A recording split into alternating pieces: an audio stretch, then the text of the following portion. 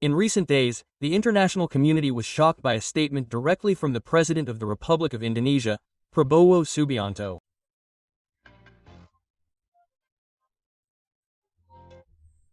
At the United Nations General Assembly, Prabowo stated that Indonesia was ready to deploy up to 20,000 peacekeepers to Gaza or other conflict zones, provided the mandate was duly approved by the UN Security Council and General Assembly.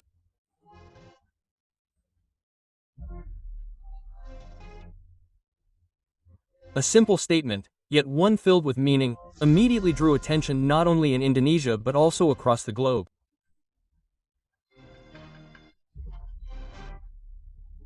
A Southeast Asian country with a long history of struggle and a policy of independent and active participation has now announced its concrete readiness to send large numbers of troops to international peacekeeping missions.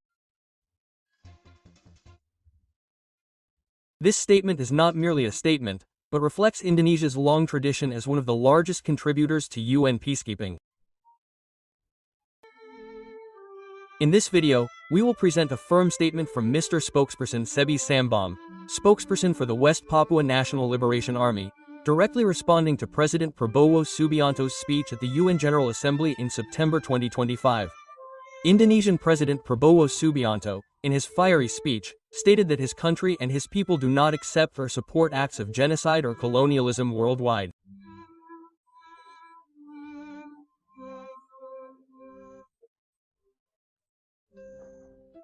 So we laughed. This is funny. We can laugh. A national leader, a president, but a speech that is ridiculous. This speech at the Papuan People's Representative Council building means that history records it as the speech of an abnormal person. He is an abnormal leader or a spiritual leader. Because if a normal person were to think carefully about his speech, he would have committed genocide in West Papua for 63 years. Then he trampled on it and made himself out to be a hero or a hero of division when in fact he is a major criminal. This critique reveals the reality that has been hidden and compares Indonesia's position on the issues of Papua and Palestine.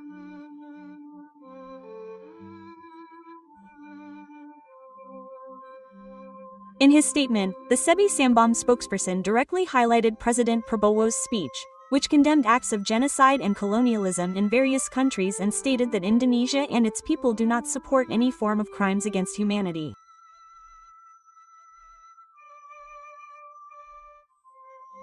However, he argued that this statement sharply contradicts the domestic reality, particularly in Papua.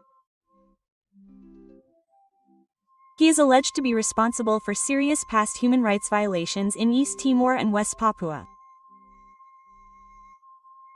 Therefore, the Sebi Sambam spokesperson believes Prabowo is unfit to speak as a human rights defender before the international community. The Sebi Sambam spokesperson described President Prabowo's speech in September 2025 as absurd and embarrassing for Indonesia.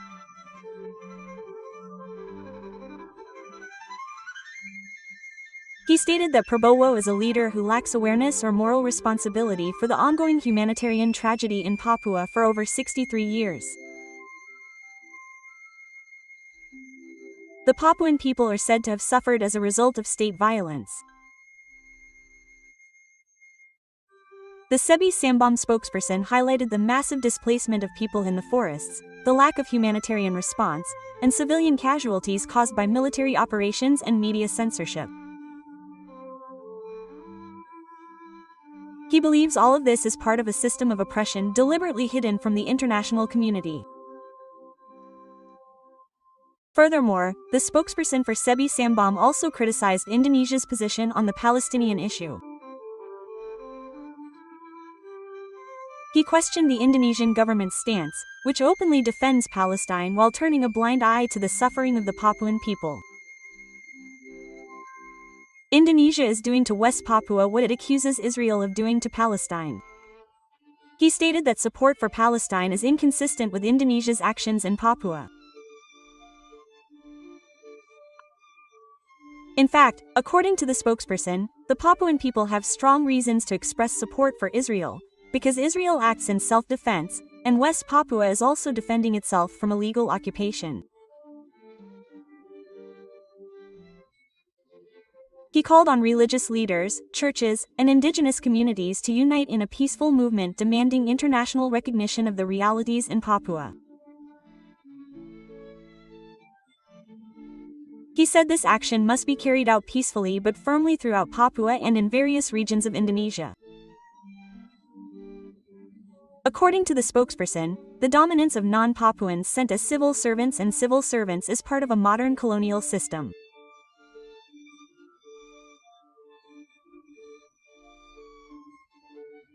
He stated that so-called development is actually a form of systematic control and erasure of Papuan identity. This demographic domination is not development, it's modern occupation, he said. He urged all Papuans to be aware of this situation and rise up collectively. He emphasized that this struggle is not merely political, but concerns the right to life, sovereignty, dignity, and justice. Freedom, dignity, and justice must be reclaimed, not begged for. This voice comes from a land that continues to struggle for justice and recognition. Believe me, the Papuan people are writing their own history, based on facts, not hallucinations. Warm greetings from the Manuscript Papua YouTube channel, and may God bless the Papuan nation. Good morning to all. I am Sebi Sambong, spokesperson for the National Command of the West Papua National Liberation Army, controlled by the Central Manpower Office.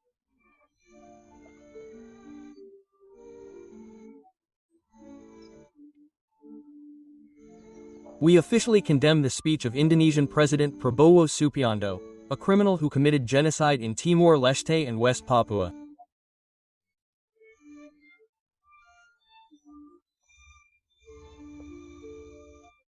In his speech, he passionately declared that his country and its people do not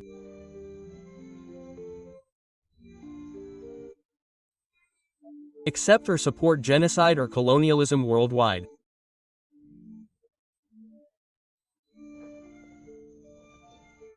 So we laugh, this is funny. We can laugh. We laugh because it's a national leader, a president. But this speech is ridiculous. This means that President Prabowo's speech at the UN building, in this UN building, will be recorded in history as a speech by an abnormal person. So we can say it's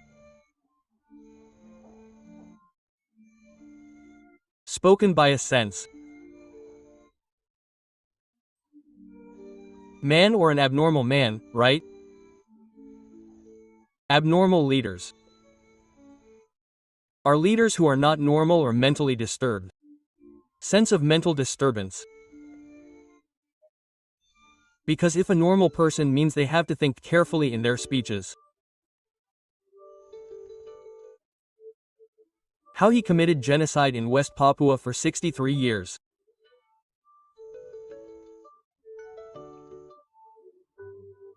Then he tramples on it and he makes himself like a hero or a hero of division.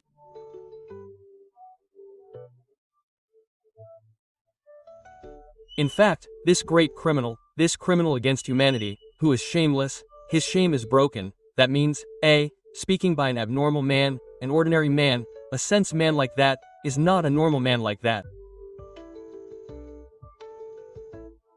Poor people, Prabowo, Subianto. Huh? How can you give a speech, but there is also the world, there are other people judging. Wow. How can he himself commit human rights violations in Papua? His troops kill civilians, exile in the forest is everywhere. The government doesn't care about providing humanitarian aid at all. They prohibit international entry, prohibit humanitarian aid for those locked in these locks. Hey, he didn't notice this internal displacement, but he was arrogant, with his arrogant speech. Then there are the Indonesians who support, acknowledge, and boast about the Indonesian president's speech at the PBW 2 days ago.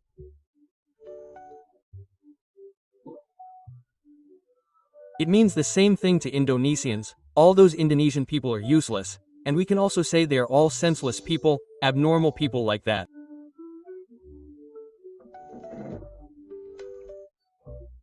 So it's funny, people think it's great when it's not.